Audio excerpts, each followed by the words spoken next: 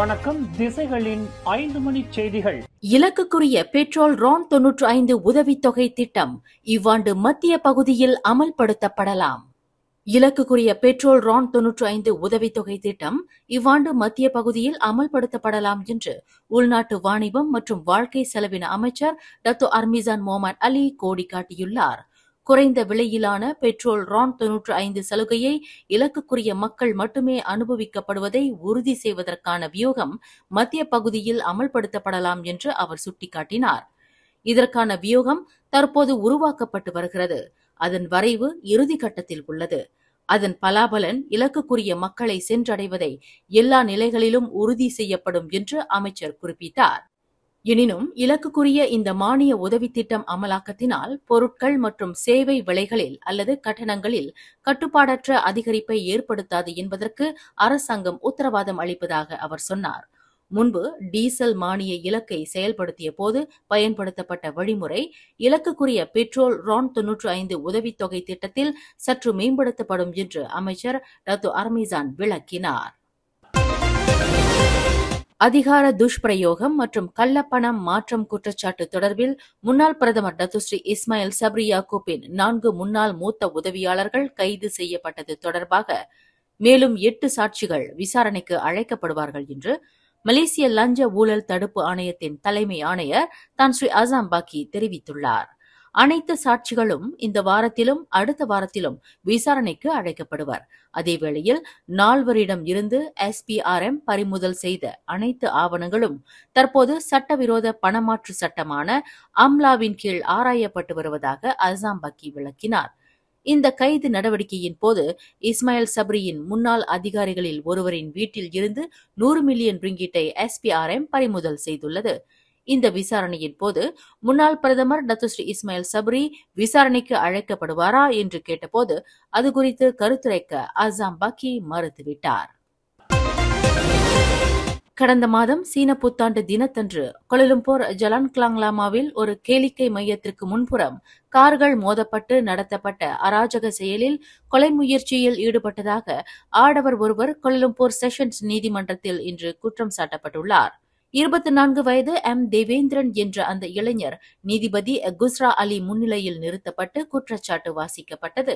கடந்த ஜனவரி 29ஆம் தேதி காலை 6 மணி அளவில் டாப் பிளாஸ் கிளப் கேளிக்கை மையத்தின் முன்புறம் பொதுமக்களுக்கு மரணத்தை விளைவிக்கும் நோக்கில் சுய உணர்வோடு காரை மிக அபாயகரமாக செலுத்தி கொலை முயற்சியில் ஈடுபட்டதாக தேவேந்திரன் மீது குற்றச்சாட்டு சுமத்தப்பட்டுள்ளது. தேவேந்திரன் அபாயகரமாக செலுத்திய காரில் மோதுவதில் இருந்து 40 வயது ஆரிஃப் மஹாலி மற்றும் 19 வயது ஆரிஃப் ஜமாலுடின் ஆகியோர் உயிர் தப்பியதாக குற்றச்சாட்டில் தெரிவிக்கப்பட்டது. குற்றவாளி என்று நிரூபிக்கப்பட்டால் கூடியபட்சம் 20 ஆண்டு சிறை தண்டனை விதிக்க வகை செய்யும் 307 பிரிவின் கீழ் தேவேந்திரன் குற்றச்சாட்டை எதிர்நோக்கியுள்ளார்.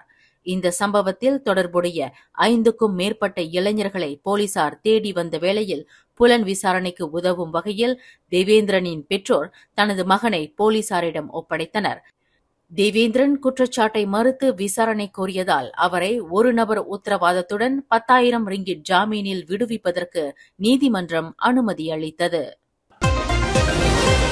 பினாங்கு தீவில் தஞ்சோங் பூங்கா தெலோக் பஹாங் கடலோர நெடுஞ்சாலை திட்டம் தீர்க்கமாக முடிவு செய்யப்பட்டு வரும் 2026ஆம் ஆண்டில் அதன் நிர்மாணிப்பு பணி தொடங்கும் என்று பினாங்கு முதலமைச்சர் சவ் கொன் யாவ் அறிவித்துள்ளார். 2.4 பில்லியன் ரிங்கிட் செலவிலான இந்த கடலோர நெடுஞ்சாலை திட்டம் 10.61 கிலோமீட்டர் தூரமாகும். இது பினாங்கு கடலடி சுரங்கப்பாதை திட்டத்தின் ஒரு பகுதியாகும். 46 பில்லியன் ரிங்கிட் செலவினத்தில் பினாங்கு போக்குவரத்து பிரதான திட்டத்தில் ஒரு பகுதியாகவும் இது விளங்கும் என்று சவ் கொன் யாவ் குறிப்பிட்டார். இந்த கடலோர நெடுஞ்சாலை திட்டம் தஞ்சோங் பூங்காவில் இருந்து தெலோக் பஹாங் வரையிலான பயண நேரத்தை 45 நிமிடத்தில் இருந்து 7 நிமிடமாக குறைக்க வல்லதாகும் என்று முதலமைச்சர் சுட்டிக்காட்டினார். மக்கள் தொகை அதிகரிப்பினால் ஏற்படக்கூடிய போக்குவரத்து தாக்கத்தை இந்த கடலோர நெடுஞ்சாலை திட்டம் வெகுவாக குறைக்கும் என்று சவ் கொன் யாவ் நம்பிக்கை தெரிவித்தார். 17th Annual Edison Awards. இந்த ஆண்டுக்கான ஃபேவரட் ஆக்ட்ரஸ் வரிசையில் த்ரிஷா, தமன்னா, கீர்த்தி சுரேஷ், பிரியங்கா மோகன், மாளவிகா மோகனன், ராஷி கண்ணா, திஷா பட்டானி. உங்களுக்கு பிடித்தமான நடிகையை தேர்ந்தெடுக்க எடிசன் அவார்ட்ஸ் ஆப் டவுன்லோட் பண்ணி ஓட் பண்ணுங்க அல்லது edisonawards.in ஓட் பண்ணுங்க. மலேசியா டிஜிட்டல் மீடியா பார்ட்னர் திசைகள் நியூஸ். கடந்த பிப்ரவரி 12ஆம் தேதி Kuantan Jalan படாங் Kuantan Sungai Kuantan படகு துறைக்கு செல்லும் சாலையின் ஆற்றோரத்தில் மிக கொடூரமாக கொலை செய்யப்பட்டு கிடந்த உணவு விநியோக பெண் கொலை தொடர்பில் வீடு வாசல் இல்லாத நபர் ஒருவர் குவாந்தான் மஜிஸ்ட்ரேட் நீதிமன்றத்தில் இன்று குற்றம் சாட்டப்பட்டார். 53 வயது சாயிசுல் கமார் அப்துல் கனி என்ற அந்த நபர் மஜிஸ்ட்ரேட் தங்கு ஒலியானா துவான் கமருல் ஜமான் முன்னிலையில் நிறுத்தப்பட்டு குற்றச்சாட்டு வாசிக்கப்பட்டது. கடந்த பிப்ரவரி 12ஆம் தேதி இரவு 7:30 மணியளவில் 37 வயதுடைய நோர் ஷமீரா ஜைனால் என்ற உணவு விநியோக பெண்ணை கொலை செய்ததாக குற்றச்சாட்டில் தெரிவிக்கப்பட்டது. குற்றவாளி என்று நிரூபிக்கப்பட்டால் மரண தண்டனை அல்லது கூடியபட்சம் 40 ஆண்டு சிறை மற்றும் பிரம்படி தண்டனை விதிக்க வகை செய்யும் குற்றவியல் சட்டத்தின் கீழ் அந்த நபர் குற்றச்சாட்டை எதிர்நோக்கியுள்ளார். இக்கொலை வழக்கு உயர் நீதிமன்றத்திற்கு மாற்றப்படுவதால் அந்த நபரிடம் எந்தவொரு வாக்குமூலமும் பதிவு செய்யப்படவில்லை. சுற்றுலா கலை பண்பாட்டுத்துறை அமைச்சர் டத்துஸ்ரீ தியோங் கிங் சிங்கிற்கு கொலை மிரட்டல் விடுத்த குற்றத்திற்காக பழந்தோட்ட தொழிலாளர் ஒருவருக்கு கோலாலம்பூர் மஜிஸ்ட்ரேட் நீதிமன்றம் 3000 ரிங்கிட் அபராதம் விதித்தது.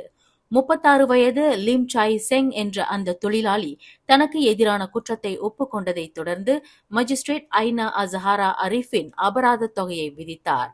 அந்த பழந்தோட்ட வியாபாரி கடந்த பிப்ரவரி 19ஆம் தேதி கோலாலம்பூர் செந்துல் ஜலான் பார்லிமனில் உள்ள நாடாளுமன்ற கட்டட வளாகத்தில் தொலைபேசி வாயிலாக அமைச்சர் தியோங் கிங் சிங்கிற்கு கொலை மிரட்டல் விடுத்ததாக குற்றச்சாட்டில் தெரிவிக்கப்பட்டது. தன் வசம் சட்டவிரோதமாக துப்பாக்கி வைத்திருந்த குற்றத்திற்காக முதியவர் ஒருவருக்கு ஜோஹர் கோத்ததிங்கி செஷன்ஸ் நீதிமன்றம் இன்று 6000 ரிங்கிட் அபராதம் விதித்தது. 65 வயது ஒமார் புசாரி என்ற அந்த முதியவருக்கு எதிராக கொண்டுவரப்பட்ட 2 குற்றச்சாட்டுகளையும் அவர் ஒப்புக்கொண்டார். இதனைத் தொடர்ந்து ஒவ்வொரு குற்றச்சாட்டிற்கும் தலா 3000 ரிங்கிட் அபராதம் என மொத்தம் 6000 ரிங்கிட் அபராதத்தை நீதிபதி ஹெய்டா ஃபரைட்சால் அபு ஹசான் விதித்தார். கடந்த பிப்ரவரி 21ஆம் தேதி கோத்ததிங்கி லடாங் பசிர் பாஞ்சாங்கில் எவ்வித பெர்மிட் அனுமதியின்றி நாட்டு துப்பாக்கியையும் 108 தோட்டாக்களையும் அந்த முதியவர் தன் வசம் வைத்திருந்ததாக குற்றச்சாட்டில் தெரிவிக்கப்பட்டது. மேலும் செய்திகளை தெரிந்து கொள்ள கீழே இருக்கும் பெல் பட்டனை அழுத்துங்கள். உங்கள் மகிழ்ச்சியை வெளிப்படுத்த லைக் மற்றும் ஷேர் செய்யுங்கள். தொடர்ந்து திசைகளோடு இணைந்திருக்க சப்ஸ்கிரைப் செய்யுங்கள்.